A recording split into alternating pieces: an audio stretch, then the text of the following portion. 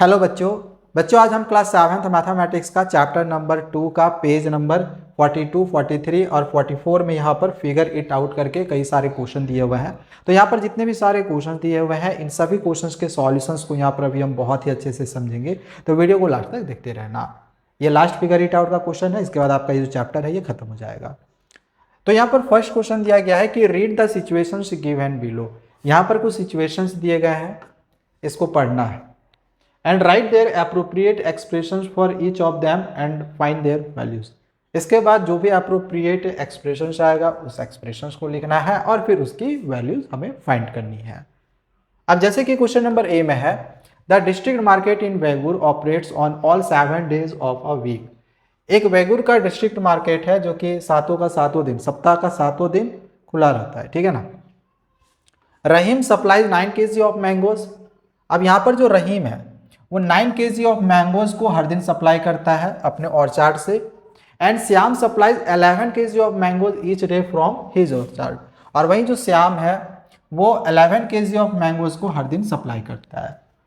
तो क्वेश्चन में यहाँ पर पूछा गया है कि find the amount of mangoes supplied by them. तो उनके द्वारा, उन दोनों का मिला के जो भी अमाउंट ऑफ मैंगोज सप्लाई होगा वो हमें यहाँ पर निकालने के लिए बोला गया है, ठीक है। दोनों का मिला के बोला गया है। तो सिंपल से अगर हम बात बोले, हमें यहाँ पर क्या निकालना है, अमाउंट ऑफ मैंगोज, ठीक है, यही निकालनी है, अमाउंट ऑफ मैंगोज निकालनी है, ठीक है।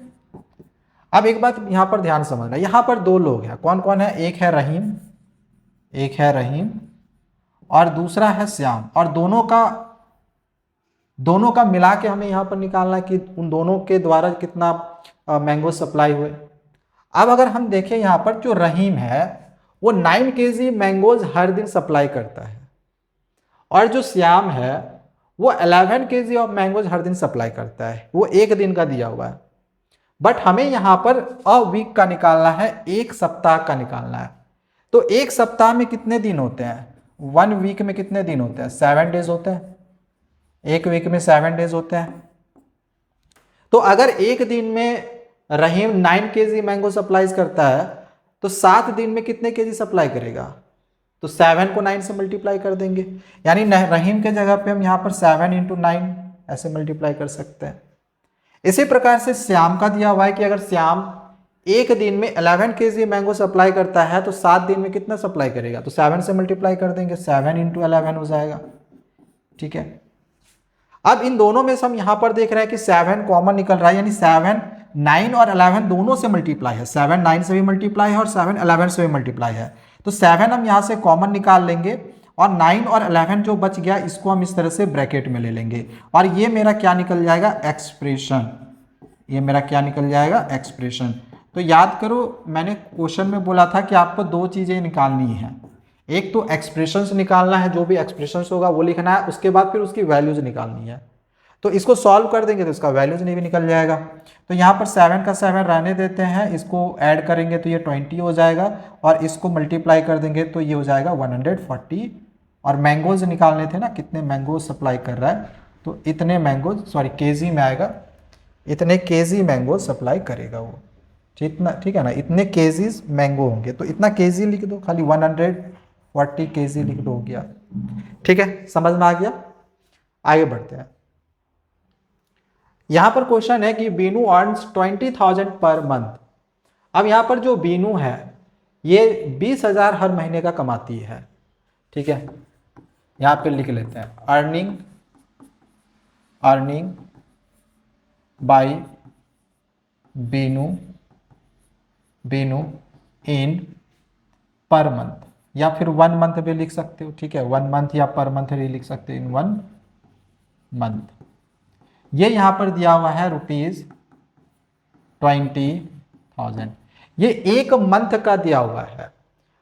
अगर आप लास्ट में क्वेश्चन देखोगे तो दिया गया है what is the amount of Binu will save by the end of a year. तो बोला जा रहा है कि एक साल के बाद बीनू के पास कितना अमाउंट वो सेव करके बचाएगी, वो हमें निकालना है। मतलब कहने का मतलब क्या है, यहाँ पर हमें एक साल का निकालना। आगे मैं क्वेश्चन पढ़ूंगा, मैंने क्वेश्चन यहाँ पे पढ़ा था, फिर यहाँ पे थोड़ा रुक गए, ठीक है। तो यहाँ पर हमें एक साल का निकालना है, ठीक है। बीनू का यहाँ पर एक मंथ का जो अर्निंग है वो 20,000 है, तो अगर मैं एक साल का निकालूं तो कितना होगा, तो एक साल में कितने महीने होते हैं, 12 महीने होते हैं। तो हम यहाँ पर लिख सकते हैं कि अर्निंग बाई बीनू इन, एक साल में 12 महीने होते हैं ना, तो यहाँ पर एक मंथ के जगह पे पहले हम 1 ईयर लिख सकते हैं। ये हो जाएगा ₹20,000। ठीक है, ऐसे हो एक मिनट, यहाँ पर 20,000। एक बात यहाँ पर ध्यान से समझना, एक बार फिर से थोड़ा इसको मिटा देते हैं। ठीक है, अब जैसे मैंने क्या बताया कि ये एक महीना का यहाँ पर दिया हुआ है 20,000, तो मुझे एक साल का निकालना है, तो एक साल में 12 महीने होते हैं, तो यहाँ पर 1 ईयर या फिर 12 मंथ भी लिख सकते हैं। ठीक है, तो डायरेक्ट हम मंथ ही लिखेंगे, ईयर नहीं लिखेंगे। ठीक है, जो कि यहाँ पर मंथ में था।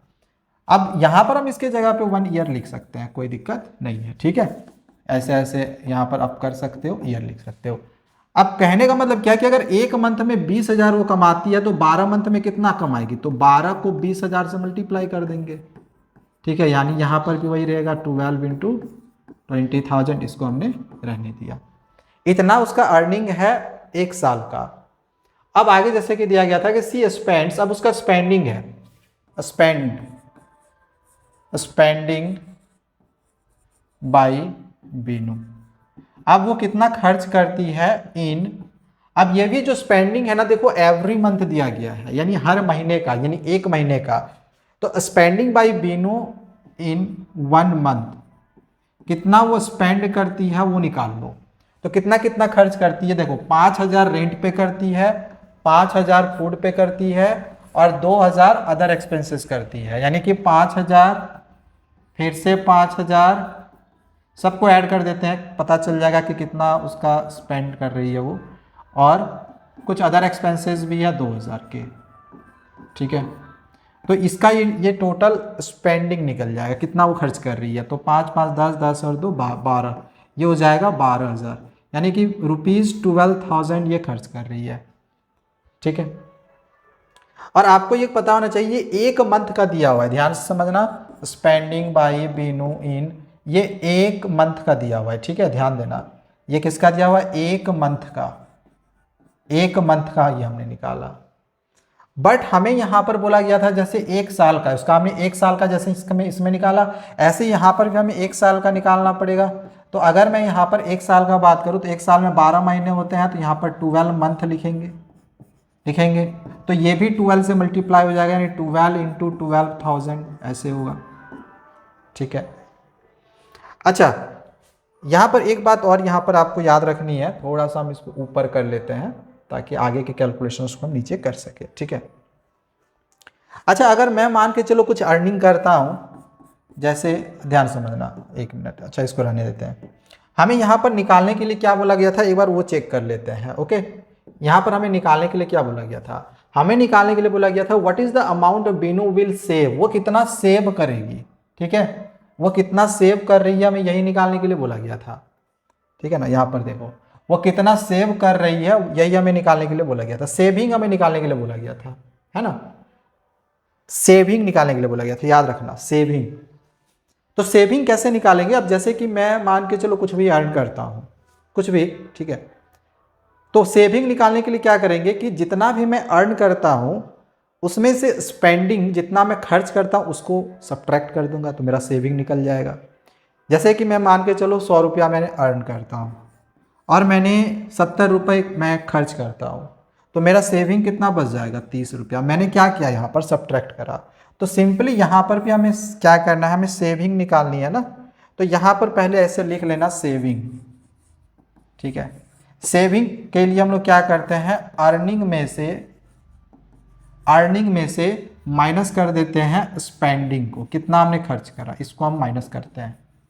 ठीक है, अर्निंग यहाँ पर हमने निकाला था, जो अर्निंग कर रही थी एक साल का वो था 12 इंटू 20,000, तो इसको हम यहाँ पर रहने देते हैं 12 इंटू 20,000। और स्पेंडिंग वो एक साल में कितना कर रही थी, तो ये 12 इंटू 12,000 था, तो यहाँ पर लिख देंगे 12 इंटू 12,000।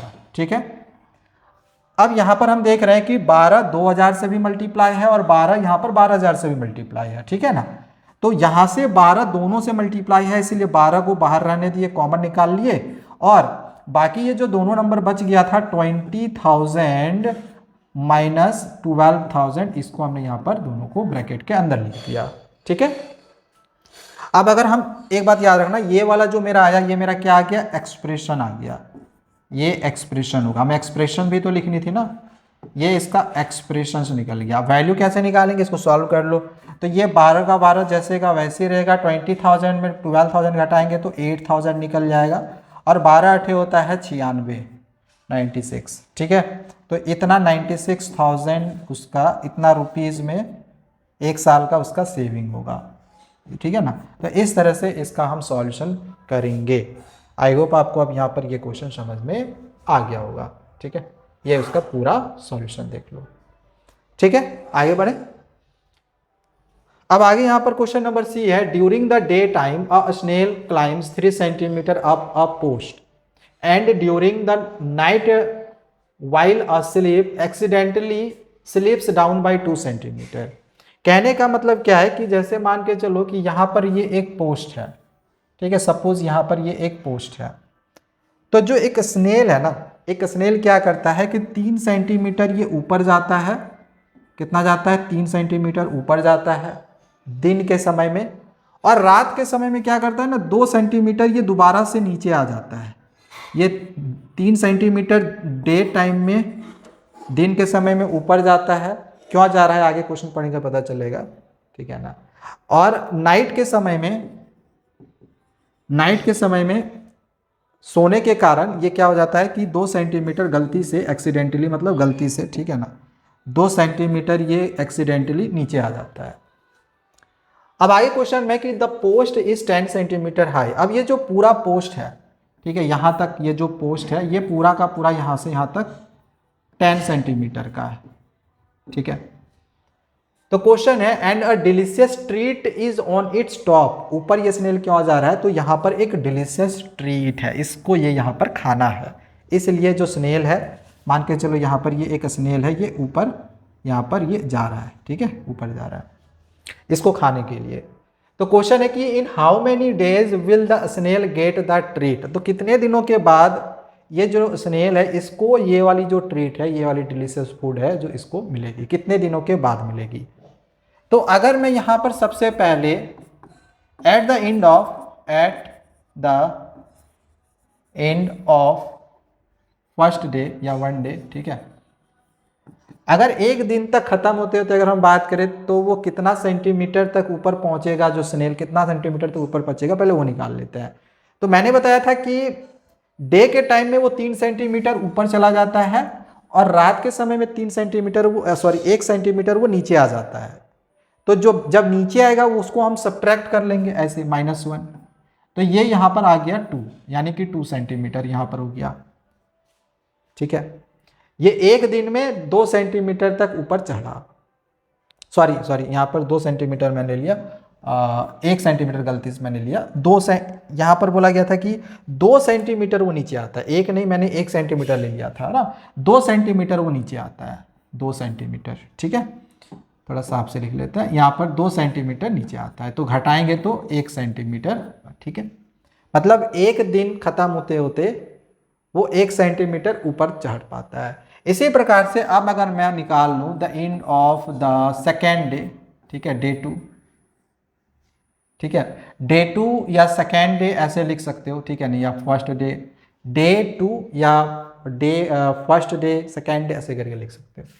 तो सेकेंड डे में अगर हम बात करें तो यहाँ पर ये 1 तो हम लिखेंगे क्योंकि ये ऑलरेडी 1 तक पहुँच चुका है। अब इसके बाद 3 सेंटीमीटर फिर से ये ऊपर जाएगा, और 2 सेंटीमीटर रात को फिर से नीचे आ जाएगा, मतलब रात खत्म होते होते 3 1 4 4 में 2 गया तो 2, ये 2 सेंटीमीटर फिर से आएगा। सिमिलरली इसी तरह से अगर हम अब आगे थर्ड डे का अगर हम निकाल लें यहाँ पर, ठीक है, 1 मिनट, यहाँ पर अब अगर हम थर्ड डे का निकालें तो ऑलरेडी 2 सेंटीमीटर तक यहाँ तक पहुँच चुका था, फिर से 3 सेंटीमीटर ऊपर जाएगा, 2 सेंटीमीटर नीचे आ जाएगा। तो अब यहाँ पर कितना हो गया, 3 2 5, 5 में 2 गया तो ये 3 सेंटीमीटर तक पहुँच पाया है। अब अगर हम डे 4 का निकालेंगे at the end of fourth day, अब अगर हम यहाँ पर फोर्थ डे का निकालेंगे तो 3 सेंटीमीटर तक तो ऑलरेडी वो ऊपर पहुंच चुका था। फिर से दिन के समय में 3 सेंटीमीटर ऊपर चला गया और 2 सेंटीमीटर फिर नीचे आ गया रात के समय में। तो यहाँ पर 3 3 6 6 में 2 गया तो 4 सेंटीमीटर हो गया। इसको 10 सेंटीमीटर तक यहाँ तक खाना है, 10 सेंटीमीटर ऊपर पहुँचना है, अभी 4 सेंटीमीटर ही पहुँच पाया है। अब अगर हम आगे निकाले 5th डे का, अगर अब हम यहाँ पर 5th डे का निकाले 5th डे, तो यहाँ पर अब 4 सेंटीमीटर तक ऑलरेडी चढ़ चुका था। फिर दिन में 3 सेंटीमीटर ऊपर गया और रात में 2 सेंटीमीटर फिर नीचे आ गया। तो 4 3 7 7 में 2 गया तो ये हो गया 5 सेंटीमीटर। ठीक है, इसी प्रकार से अब आगे अगर हम फिर से यहाँ पर 6th डे का अगर अब हम निकाले तो 5 सेंटीमीटर तक तो ऑलरेडी पहुंचा हुआ था। दिन के समय में 3 सेंटीमीटर ऊपर गया और रात में 2 सेंटीमीटर फिर कम हो गया। तो 5 दिन 8 8 में 2 गया तो 6 सेंटीमीटर हो गया। इसी प्रकार से अब आगे हम यहाँ पर 7th डे का निकाले तो 6 सेंटीमीटर ऑलरेडी ये ऊपर पहुंचा हुआ था। ठीक है ना, और 3 सेंटीमीटर दिन के समय में और ऊपर गया और रात में 2 सेंटीमीटर नीचे आ गया। तो 6 3 9 9 में 2 गया तो 7 सेंटीमीटर यहाँ पर आ गया। ठीक है, ध्यान देना 7th डे तक, at the end of 7th day, मतलब 7th डे खत्म होते होते वो 7 सेंटीमीटर तक ऊपर पहुंच चुका था। अब अगर हम एट द एंड ऑफ यहाँ पर लिख सकते हैं एट यहाँ पर एंड मत लिखना, अब यहाँ पर लिखना, क्योंकि अब देखो अब यहाँ पर 7 में हम जैसे ही 3 प्लस करेंगे दिन के समय में वो ऊपर जाएगा। ठीक है, तो जैसे ही मैं 3 इसमें ऐड करूंगा तो 10 सेंटीमीटर हो जाएगा, मतलब कि वो इस जगह पर पहुंच जाएगा। तो मैं यहाँ पर लिखूंगा एट ये 7th के बाद 8th डे होगा ना, डायरेक्ट यहाँ पर लिखना। अब यहाँ पर एंड मत लिखना क्योंकि दिन यहाँ पर खत्म नहीं होगा। ठीक है ना, मतलब रात नहीं खत्म हो रहा है ना, सिर्फ दिन खत्म हो रहा है, रात खत्म नहीं होगा। तो एट द 7th डे ऐसे लिखना, 7th का 8th day, at the 8th day. 8वें दिन क्या होगा कि ये 7 सेंटीमीटर तो ऑलरेडी पहुंच चुका था, 3 सेंटीमीटर और ऊपर जाएगा, 3 सेंटीमीटर और ऊपर जाएगा तो एग्जैक्टली यहाँ पर 10 सेंटीमीटर हो जाएगा। अब यहाँ पर 2 सब्ट्रैक्ट नहीं होगा क्योंकि ऑलरेडी ये 10 सेंटीमीटर तक हमको पहुंचना था, जो कि पहुंच चुके हैं। मतलब दिन के ही समय में हम पहुंच चुके हैं। अब रात तो होगी नहीं, रात जब होगा तो वो अलग बात है, ये तो ऊपर पहुंच चुका है ना। ठीक है, तो अब तो वो खा सकता है, वहां पर ऑलरेडी खा सकता है, 10 सेंटीमीटर पहुंच चुका है तो वो खा लेगा। अब रात में घटे तो घटे, बट वो तो खा लेगा ना। ठीक है ना, तो 8वें दिन 8th डे में वो अपने ट्रीट को खा लेगा। ठीक है, तो बेसिकली इसमें आंसर में बस लास्ट में लिख देना 10 सेंटीमीटर आ गया, यहाँ पे लिख देना ब्रैकेट में रीच एट द टॉप, ये सबसे टॉप पर पहुंच चुका है। और क्वेश्चन पूछा गया था कितने दिन में स्नेल को वो ट्रीट मिलेगा, तो लिख देना at 8th day the snail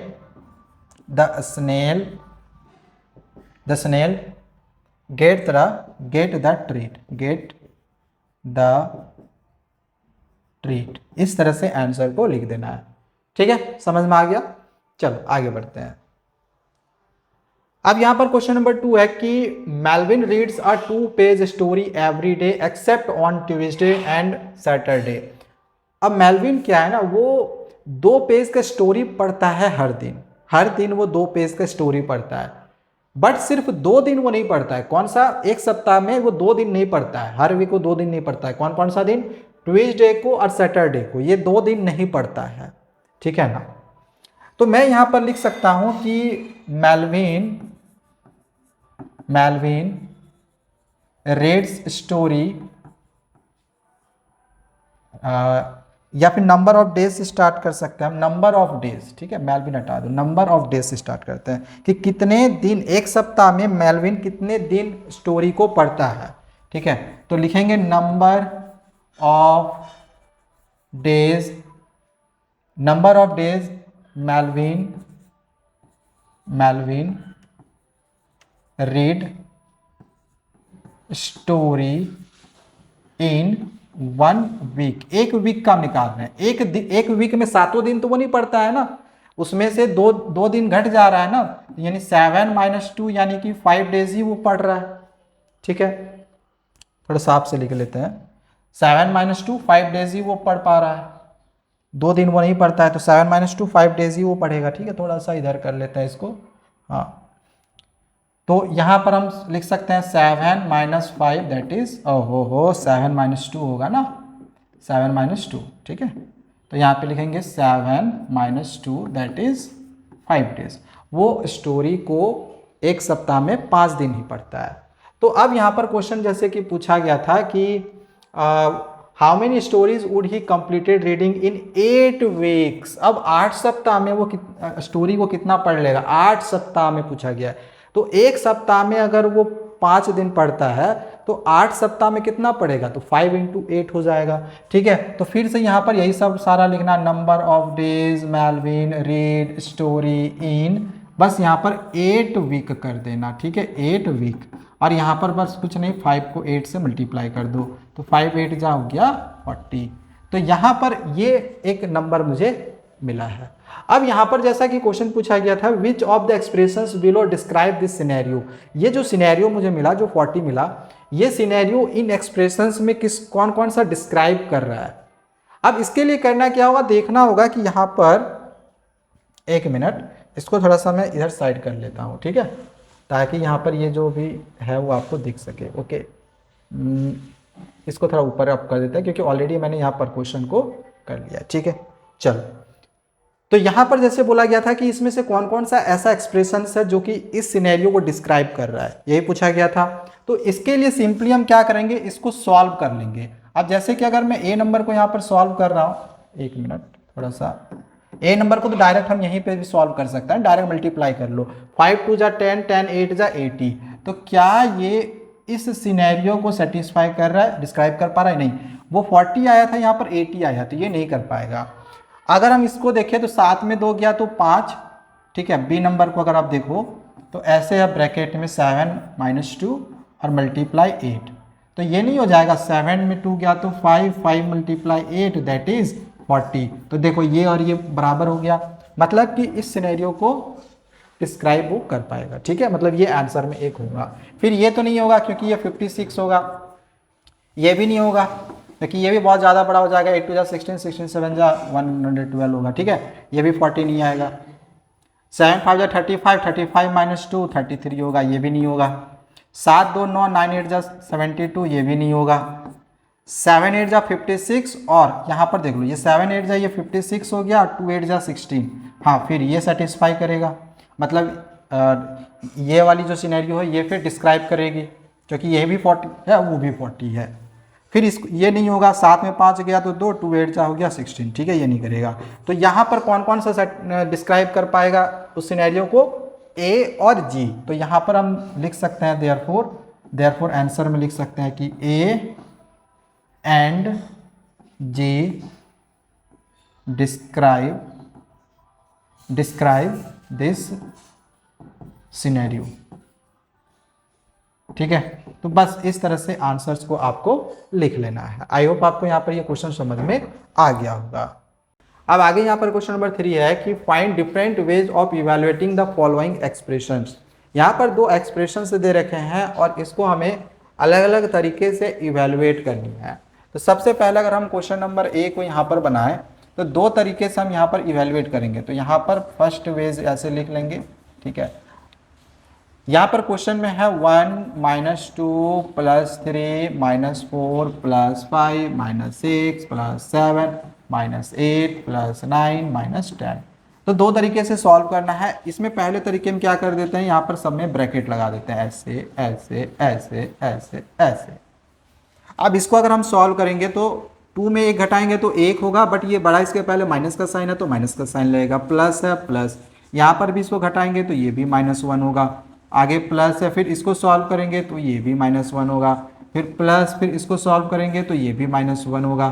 फिर आगे प्लस और इसको सॉल्व करेंगे तो ये भी -1 होगा। ठीक है, अब यहाँ पर ब्रैकेट हटाते हैं तो ये -1 हो गया, प्लस माइनस माइनस ये हो गया 1, फिर प्लस माइनस माइनस ये हो गया 1, फिर प्लस माइनस माइनस ये हो गया 1, फिर प्लस माइनस माइनस ये हो गया 1। कितने 1 आ गए, 1 2 3 4 5, तो यहाँ पर हो गया -5। तो ये फर्स्ट वे हुआ। सेकेंड वे में देखते हैं एक और तरीके से इस एक्सप्रेशन को सॉल्व करके कैसे सॉल्व करेंगे।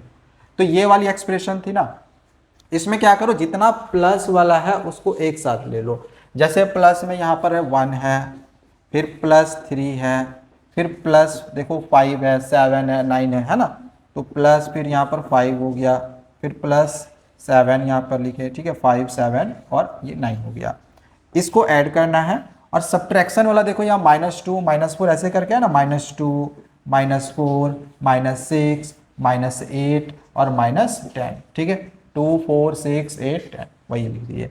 अब एक बात यहाँ पर ध्यान समझना, जब भी ऐसे सब में माइनस हो तो माइनस यहाँ से कॉमन निकालोगे, और जब माइनस कॉमन निकालोगे ना तो माइनस माइनस ये भी प्लस होगा, माइनस माइनस ये भी प्लस होगा, माइनस माइनस ये भी प्लस हो जाएगा, फिर माइनस माइनस ये भी प्लस हो जाएगा, ठीक है। ब्रैकेट जब लगाएंगे तो सब में प्लस हो जाएगा, ब्रैकेट हटाएंगे तो सब में फिर माइनस आ जाएगा, ठीक है।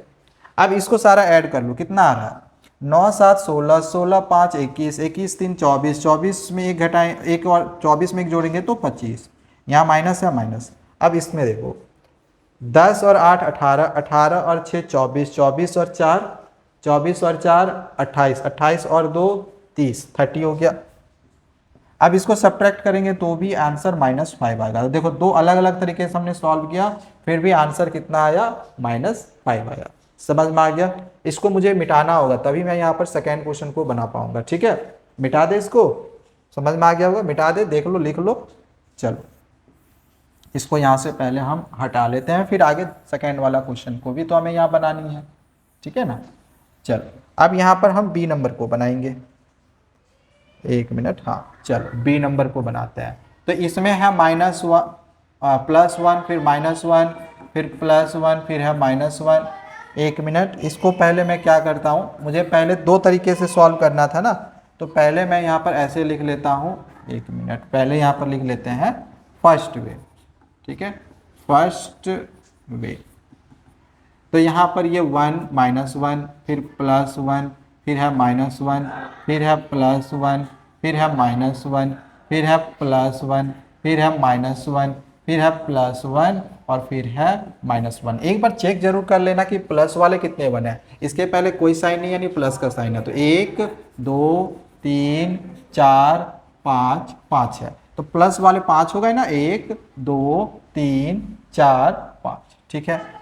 और माइनस वाले में भी देख लेना, ये भी 5 होगा, 1 2 3 4 5, ठीक है। तो यहाँ पर देख लो 1 2, यहाँ पर 1 2 3 4 5, ठीक। अब इसको भी दो तरीके से सॉल्व करना था, तो इसमें भी हम एक तरीका ऐसे लगा सकते हैं, माइनस ब्रैकेट, इस तरह से ऐसे ब्रैकेट लगा सकते हैं। इसको घटाएंगे तो 0, इसको भी घटाएंगे तो 0, इसको भी घटा देंगे 0, 1 में 1 ये भी गया 0 और 1 में 1 वो भी गया 0, तो आंसर कितना निकला 0, ठीक है। दूसरा तरीका है कि सारा प्लस वाला को एक साथ लिख दो और सारे माइनस वाले को एक साथ लिख दो, जैसे कि हमने ए नंबर में करा था। तो प्लस वाला टोटल 5 गो था ना, तो 1 2 3 4 5, ठीक है, 5 बार 1 था, इसको लिख दिए। और माइनस भी 5 बार था, तो -1 फिर -1 फिर -1 फिर -1 फिर -1, 1 2 3 4 5। और मैंने क्या बताया, माइनस कॉमन निकालोगे तो इधर सारा क्या हो जाएगा, ऐसे प्लस हो जाएगा, अभी बताया कुछ देर पहले, ठीक। तो यहाँ पर 5 बार 1 है, इसको लिख दिए। फिर आगे यहाँ माइनस है, माइनस यहाँ पर भी 5 बार 1 होगा, 5 लिख दिए, ठीक है। और यहाँ पर हो गया 5 में 5 घटाएंगे तो 0। तो आंसर देखो ये एग्जैक्ट आपका इक्वल आ जाएगा, बट यहाँ पर दो अलग अलग तरीके से इसको हमने वैल्यू फाइंड करी है। आगे नेक्स्ट क्वेश्चन को यहाँ पर देख लेते हैं। क्वेश्चन नंबर 4 है, compare the following pairs of expressions. अब यहाँ पर भी हमें कंपेयर करना है, देखना है कि कौन सा बड़ा छोटा आ रहा है। अब इस क्वेश्चन में हम यहाँ पर सिंपली देख रहे हैं 49 - 7 + 8, 49 - 7 + 8, ये तो इक्वल दिया हुआ है, इसमें तो कोई प्रॉब्लम ही नहीं होगी। अब इस क्वेश्चन में अगर हम यहाँ पर देखें तो 83 को 42 से मल्टीप्लाई करा है और यहाँ पर 83 को 40 से मल्टीप्लाई करा है, और सब्ट्रैक्शन दोनों में इक्वल ही है। अब जरा सोचना कि यहाँ पर 83 को 42 से करा है और 83 को 40 से करा है, तो 42 बड़ा नंबर है, यानी इसको मल्टीप्लाई करा जाएगा तो ये कोई बड़ा नंबर आएगा, ठीक है। और 18 तो दोनों में सब्ट्रैक्शन होगा, यानी कि ये बड़ा होगा, तो ऑब्वियस सी बात है ये होगा, ठीक है ना। इसमें हमें सॉल्व नहीं करनी है, डायरेक्ट यहाँ पर हमें वैल्यू को फाइंड करनी है। अब यहाँ पर देखो ये 145 है, यहाँ पर भी 145 है, यहाँ -17 है, यहाँ पर भी -17 है, बट यहाँ पर -8 है और यहाँ पर -6 है, ठीक है ना। तो यहां पर बड़े नंबर से इसको घटाया गया है ना, जब हम बड़े नंबर से किसी को घटाएंगे और ये छोटे नंबर से घटाया गया है, इसको मल्टीप्लाई करके आप इसको मल्टीप्लाई करेंगे तो कहीं ना कहीं इससे बड़ा नंबर ये आएगा। अब जरा सोचो कि अगर मैं 9 को 5 से घटाऊं और 9 को मैं 3 से घटाऊं तो किसमें ज्यादा बड़ा होगा? इसमें ज्यादा बड़ा होगा, इधर वाला। क्यों? क्योंकि यहां पर मैं बड़े नंबर को छोटे नंबर से घटा रहा हूं। तो सिमिलरली अगर हम यहां पर देखें इस वाले क्वेश्चन में, तो यहां पर सॉरी ये वाला क्वेश्चन था, अगर हम इस वाले क्वेश्चन में देखें तो 145 तो दोनों में है, बट यहां पर बड़ा वाला नंबर ये वाला आएगा ना, 17 इंटू 8 है, 17 इंटू 6 है, तो बड़ा वाला नंबर ये होगा। ठीक है, तो बड़ा वाला घटाएंगे तो वो छोटा होगा। जैसे यहाँ पर बड़े वाले नंबर घटाए तो ये छोटा आया था, तो इधर वाला छोटा नंबर से घटाएंगे तो बड़ा होगा। ठीक है, तो ये वाला इसमें बड़ा हो जाएगा। समझ में आ रहा है? चलो आगे यहाँ पर देखते हैं। तो यहाँ पर सिंपली यहाँ पर क्या करा है, 23 को 48 से मल्टीप्लाई करा है, और यहाँ पर क्या करा है कि 48 में पहले 35 को घटाया है और फिर यहाँ पर 23 से मल्टीप्लाई करा है। तो आप जरा सोचो, इसमें से मल्टीप्लाई करके 35 घटाएंगे वो बड़ा होगा, या फिर इसमें से घटा के 25 मल्टीप्लाई करेंगे वो बड़ा होगा? तो इधर वाला बड़ा होगा, क्योंकि इसमें दोनों मल्टीप्लाई करेंगे तो ये एक बड़ा नंबर आएगा, जबकि इसको घटा के मल्टीप्लाई करेंगे तो वो छोटा नंबर आएगा। ठीक है, ये तो सिंपल सी बात है। अच्छा, अब यहां पर देख रहे हैं कि ये जो 16 है ये प्लस में, और हमने ऐसा देखा है कि ब्रैकेट वाले में क्या होता है कि ये इससे भी मल्टीप्लाई होता है और ये इससे भी मल्टीप्लाई होता है। तो 16 देखो 12 से क्या मल्टीप्लाई करा गया है? बिल्कुल करा गया है, और ये प्लस में है। हाँ, अब 11 जो है माइनस में है, और -11 इंटू 12 भी यहाँ कहीं ना कहीं होगा, तो यहाँ पर देख लो -11 इंटू 12 भी है, मतलब कि ये वाली एक्सप्रेशन इक्वल है। ठीक है, अब यहाँ पर क्या है, देखो यहाँ पर भी 88 है, यहाँ पर भी 88 है, ये तो ठीक है, बट यहाँ पर -53 है और यहाँ पर +53 है। तो अगर यहाँ पर मैं सब्ट्रैक्ट करूँ तो ये प्लस में आएगा, जबकि इसको मैं यहाँ पर सब्ट्रैक्ट करूँ तो ये आंसर जो है माइनस में निकलेगा। 76 बड़ा है ना, आंसर माइनस में निकलेगा, है ना। तो प्लस वाला बड़ा होगा ना, तो इधर भी बड़ा होगा। ठीक है, अब अगर हम यहाँ पर देख रहे हैं तो यहाँ पर 25 है, यहाँ पर भी 25 है, ये तो ठीक है। यहाँ पर 42 + 16 है और यहाँ पर 43 + 15 है। अब अगर आप यहाँ पर देखो तो इन दोनों को जोड़ेंगे तो कितना होगा, 6 2 8 5 4 1 5 58, और इसको भी जोड़ेंगे तो 58 ही आएगा। इसमें क्या करा है, एक इसमें बढ़ा दिया और इसमें एक बस घटा दिया है, तो इसमें बढ़ गया एक और इसमें एक घट गया, तो बात तो एक ही बच गया ना, एक ही हो गया। ठीक है, तो ये दोनों भी इक्वल है, और ये तो ऑलरेडी 25 है। ऐसे भी हम देखें कि ये 58 आया, 58 आया, इधर 25 है, तो ये तो मेरा इक्वल ही होगा। ठीक है, और इस क्वेश्चन में हम यहाँ पर देख रहे हैं कि यहाँ पर देख रहे हैं कि 36 है और यहाँ पर 35 है। अब यहाँ पर देख लो, इसको अगर हम सब्ट्रैक्ट करेंगे तो 8 में 6 गया तो 2, 2 में 1 गया तो 1, 12 आएगा। अब यहाँ पर इसको सब्ट्रैक्ट करेंगे, 7 में 5 गया 2, 2 में 1 गया तो 1, यहाँ पर भी 12 आएगा। तो यहाँ पर 12 12 इक्वल हुआ, बट यहाँ पर 36 से मल्टीप्लाई है और यहाँ पर 35 से ही मल्टीप्लाई है। ये दोनों तो इक्वल है, ये दोनों इक्वल है, बट यहाँ पर 36 से मल्टीप्लाई है, यहाँ पर 35 से मल्टीप्लाई है, तो 36 वाला बड़ा होगा, 35 वाला छोटा होगा। ठीक है ना, तो ये कुछ इस प्रकार से हम इसको यहाँ पर बनाते हैं। आगे देखते हैं नेक्स्ट क्वेश्चन नंबर 5 को। यहाँ पर क्वेश्चन है कि identify which of the following expressions are equal to the given expression without computation. अब बिना इसको सॉल्व करे भी बताना है कि ये जो एक्सप्रेशन दे रखा है ये इनमें से किसके किसके इक्वल है। You may rewrite the expressions using terms of removing brackets, there can be more than one expression. अब यहाँ पर ऐसा नहीं कि इसमें ऐसे एक ही एक्सप्रेशन सही होगा, हो सकता है एक से ज्यादा भी एक्सप्रेशन सही हो, which is equal to the given expression. अब जैसे कि अगर हम ए नंबर का बात करें तो यहाँ पर 83 प्लस में है, 37 माइनस में है और ये 12 माइनस में है। तो 12 अगर हम 83 प्लस में देखें तो ऐसे तो 83 यहाँ पर है, बट हम 1 से लेकर चलते हैं। ठीक है, अब इसमें देखो करा क्या है, इसमें 83 के जगह पे यहाँ पर 84 कर दिया है, और यहाँ पर देखो क्या किया है, एक बढ़ा दिया है और इसमें भी एक बढ़ा दिया है और ये घटाना है। अब जरा समझना, एक बात यहाँ पर समझना। अब जैसे कि मैंने एक नंबर लिखा 9, एक 9 नहीं छोड़, दूसरा नंबर लेते। ठीक है, एक नंबर लिखा 5 और एक दूसरे नंबर को हमने यहाँ पर लिख लिया लाइक 7, ओहो छोटा लेते हैं, मान के चलो ले लिया हमने 2। इसको यहाँ पर हम एक अलग सब्ट्रैक्ट करते हैं। ठीक है, और एक और हम नंबर लेते हैं, इसको सब्ट्रैक्ट कर लेते हैं, पहले कितना होगा 3। अब अगर मैं यहाँ पर एक बढ़ा दूं 5 के जगह पे मान के चलो, या जितना भी बढ़ा, मान के चलो 2 बढ़ाना है, 3 बढ़ाना है, जितना भी बढ़ाना है, मान के चलो 2 बढ़ा दिए तो 7 हो जाएगा। माइनस है माइनस है, और इसमें 2 बढ़ाए तो इसमें भी अगर हम 2 बढ़ा देंगे तो 2 2 4 हो जाएगा। अब इसको घटाएंगे तो आंसर तो इक्वल ही होगा ना, 3 ही होगा। यहां पर भी वही काम करा है, इसमें भी एक बढ़ा हुआ है, इसमें भी एक बढ़ा हुआ है, दोनों को सब्ट्रैक्ट करेंगे तो आंसर तो सेम ही आएगा ना भाई। दोनों सब्ट्रैक्शन वाला में सेम आता है, एडिशन वाले में सेम नहीं आता है, ठीक है, ध्यान समझना इस चीज को। तो यहां पर जितना प्लस हुआ है यहां पर भी उतना ही प्लस हुआ है, तो इस वजह से दोनों को सब्ट्रैक्ट करेंगे तो आंसर इक्वल ही होगा। तो ये और ये इक्वल है, और इधर -12 है, यहां -12 है, तो ये भी तो इक्वल ही हुआ, मतलब 1 वाला ये इसके इक्वल है, ठीक है। अच्छा, यहां पर देखें तो यहां -37, और चलो ठीक है, माइनस प्लस माइनस करेंगे तो ये ठीक है, माइनस में ब्रैकेट टूटेगा तो ये माइनस में तो आ जाएगा, बट ये दोनों यहां पर इक्वल तो है, लेकिन ये इक्वल नहीं है, दैट्स वाई कि ये नहीं हो पाएगा, ठीक है। यहां पर ये इसलिए हुआ था क्योंकि ये भी 83 के बराबर नहीं है, बट यहां पर ये इससे एक ज्यादा था, ये भी एक ज्यादा था, ठीक है, बट यहां पर सिर्फ ये ज्यादा है, बाकी और कोई ज्यादा नहीं है, ये देख लो, ठीक है ना। तो ये नहीं होगा, ये इस एक्सप्रेशन के इक्वल नहीं होगा। अब अगर हम यहां पर देखें तो ये 83 है, ठीक है, मिल गया। यहाँ 37, यहाँ पर 38 है, ये तो नहीं मिला। हाँ, अब यहां पर एक बात आपके मन में आ रहा होगा, भैया इसमें भी तो एक बढ़ा और इसमें भी एक बढ़ा, तो ये भी तो इक्वल ही होना चाहिए। 83 मिला, -37 है, -38 हो गया, और -12 है, -13 हो गया।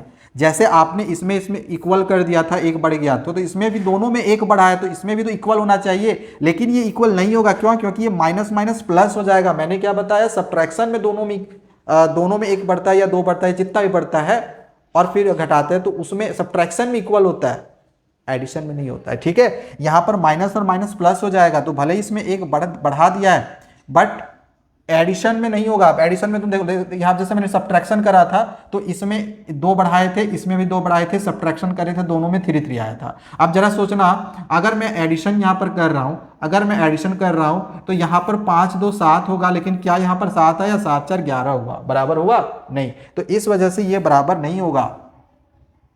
अब यहां पर देख लो, ये 83 प्लस में है, ठीक है, -37 है, ठीक है, -12 है, ये भी ठीक है, तो ये एक्सप्रेशन होगा। मतलब कि इसमें बोला जा रहा था कि इसमें कौन कौन से एक्सप्रेशंस इसके इक्वल होगा, तो यहां पर लिख सकते हैं ए वाले में कि 1 and 4, 1 और 4, ये और ये 1 and 4 आर इक्वल, ठीक है, समझ में आ गया। अब इस वाले क्वेश्चन, ये बहुत ही सिंपल है, आपको बस सिंपली ये देखना है कि 37 × 44 किस जगह पे है, बस वो देखो, और 93 और 76 अपने आप वहां पे मिल जाएगा, रहा तो ठीक है। तो 37 × हमें 44 देखना है, तो ये तो नहीं है, यहाँ पर मल्टीप्लाई वाला देखो, यहाँ पर तो नहीं है, ये सिर्फ 44 है, 37 नहीं है, तो ये तो नहीं होगा। 37 × 76 कर दिया, 44 होना चाहिए, नहीं होगा। 37 किसी और के साथ ऐड करा हुआ है, तो ये भी नहीं होगा। अब देखो 37 × 44 है, और 93 और 76 ऐड है, यानी कि सिर्फ 4 वाला होगा। तो समझ में आ गया कि यहाँ पर लिख सकते हैं बी वाले में कि 4 इज इक्वल, ठीक है। तो बस इस तरह से आपको आंसर्स करने हैं, समझ में आ गया होगा। आगे बढ़ते हैं नेक्स्ट क्वेश्चन नंबर 6 की ओर। दिया गया है, choose a number and create 10 different expressions having that value. आपको यहाँ पर कोई सा भी एक नंबर चूज करना है, और आपको 10 डिफरेंट एक्सप्रेशंस निकाल के उसकी वैल्यू निकालनी है। तो बहुत ही आसान है ये भी। सबसे पहले हम यहाँ पर अपने मन से कोई सा भी एक नंबर चूज कर लेंगे। तो लेट अस सपोज, ऐसे लिख लेना, let us suppose I choose कुछ भी चूज कर सकते हो, 10 20 50 जितना, लेकिन ज़्यादा बड़ा नंबर लोगे तो आपको कैलकुलेशन करने में दिक्कत होगी, तो ज़्यादा छोटा ही लेना, ज़्यादा बड़ा मत लेना। जैसे 20 मान के जो मैंने चूज करा। तो अब सिंपली क्या करना है, हमें यहाँ पर बस इस तरह से एक्सप्रेशन से लिखने हैं 10, तो ये 1 हो गया, ठीक है, थोड़ा बड़ा हो गया, थोड़ा छोटा ले लेते हैं, ठीक है। कुछ भी करो, प्लस माइनस मल्टीप्लीकेशन सब्ट्रैक्शन जो करना है करो, ठीक है, बस आना चाहिए 20 सॉल्व करने के बाद, जो भी नंबर आप चूज करोगे। तो जैसे मैंने यहाँ 10 + 10 कर दिया, 20 हो गया, बिल्कुल सही है। अगर आपको सब्ट्रैक्शन मैंने करने का तो कर दो, 30 - 10 कर दो, ठीक है, ये भी तो 20 आएगा। अगर आपको मैंने डिवाइड करने का तो वो भी कर सकते हो। मान के चलो मैंने यहाँ पर 100 डिवाइड 5 कर दिया तो भी तो 20 ही होगा। अगर मान के चलो यहाँ पर ब्रैकेट वाला अगर मुझे सॉल्व करनी है, ठीक है, तो 2 यहाँ पर ब्रैकेट में, यहाँ पर मान के चलो मैंने 7 + 3 कर दिया, तो इसको सॉल्व करेंगे तो 7 3 10, 10 2 जा 20, आखिर आएगा तो 20 ही। इसी प्रकार से और हमें 10 लेने हैं, आप जैसे चाहो वैसे कर सकते हो, ठीक है, 20 बस आपको लाना है। मान के चलो 7 में हम 3 प्लस कर दिए, 7 3 10 हो गया, और फिर प्लस और हम 10 कर दिए, तो ऐसे भी चलेगा, ऐसे भी कर सकते हो, 7 3 10 10 10 20, जैसे चाहे वैसे एक्सप्रेशंस आप निकाल सकते हो, ठीक है। सब्ट्रैक्शन वाला और अगर आपको करना है तो मल्टीप्लाई करके सब्ट्रैक्शन करना है वो भी कर सकते हो, जैसे कि मान के चलो 3 × 5 15 हो गया, 15 + 5, ठीक है, यहाँ पर मल्टीप्लाई करके हमने 5 ऐड कर दिया तो ये भी 20 आएगा। और भी एक्सप्रेशन निकालो, 10 निकालने हैं ना। अब चलो यहाँ पर हम क्या कर देते हैं, एक मल्टीप्लिकेशन वाला डायरेक्ट ले लेते हैं, तो 5 4 जा ये हो जाएगा 20, तो यहाँ पर 7 एक्सप्रेशन हो गए, ठीक है। ऐसे कई सारे आप एक्सप्रेशंस निकाल सकते हो, और भी निकालो। 20 लाने हैं ना, तो चलो इस बार ब्रैकेट वाला एक और ले लेते हैं, तो यहाँ पर ब्रैकेट में अगर हम मान के चलो 10 लाने की कोशिश करते हैं तो कैसे आ सकता है, 7 + 3, ठीक है, और यहाँ पर 2 से मल्टीप्लाई कर देंगे, तो ये अच्छा ये ऑलरेडी हो चुका है, तो चलो यहाँ पर इसको हटा देते हैं, ठीक है, इसको हटा देते हैं। तो यहाँ पर 7 + 3 के जगह पे हम क्या करते हैं, 6 + 4 कर देते हैं, तब भी तो 10 आएगा ना, और यहाँ पर 2 से मल्टीप्लाई कर देते हैं, तो ये भी तो 20 ही आएगा, 6 4 10, और 10 को 2 से मल्टीप्लाई करेंगे 20 आ जाएगा, ठीक है। चलो आगे देख लेते हैं।